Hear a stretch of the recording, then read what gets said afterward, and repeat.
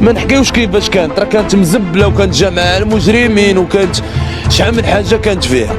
السلام عليكم وتحياتي للخوت المغاربه داخل الوطن وخارج الوطن.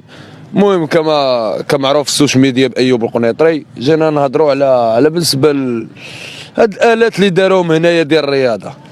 تنشكروا عاوتاني شكرا الناس مجلس البلدي على هاد الالتفاته. وثاني حاجه هاد الالات اللي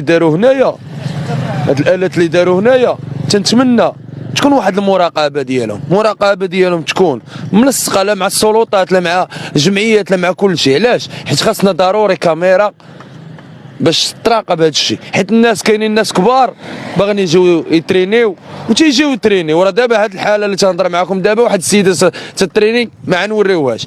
المهم تنتمناو الخوت كاملين يديروا كاميرا وراه كاين يديروهم فوق البطوات كما اسمع كل وحده يديروا فيه كاميرا.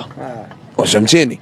كما دايرين ستوبات راه دايرين فيهم كاميرات. تنتمناو كلشي هدا راه وحده راه تشد لك واحد 3 البطوات ولا 4 فهمتيني، 3 ولا 4 تشدهم لك. كما قلتي الا ما داروهاش راه غيهزها بنادم. وراه فيها راه مونطي عاد السيبوات، غنجيب عاد سيبو 15 غنفصلها كامله. وكاين بلا لا مونع سيبو، وكاين اللي فصلها ويمشي يلصقها في دارهم في السطح. العقليه بنادم عنده مازال متخلفه. حنا تنتمناو الخوت تكون واحد المراقبه لهاد الشيء هذا. كنت باغي هادشي يبقى، باغي هادشي يبقى، وباغي هاد البلاصه راه ما نحكيوش كيفاش كانت، راه كانت مزبله وكانت جامعه المجرمين وكانت شحال من حاجه كانت فيها.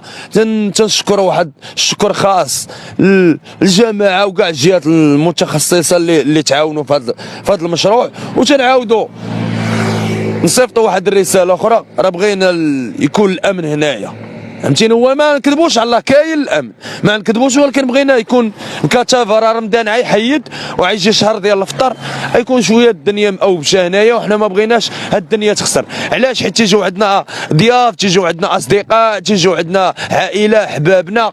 ولادي انا تنبغي نخرجهم، انا ما عنديش باش ندي ولادي للواد باش ندخلهم يتقهواو، باش ندخلهم القهوه نصرف عليهم واحد 250 درهم. ما عنديش، انا ما عنديش باش نصرف على ولادي.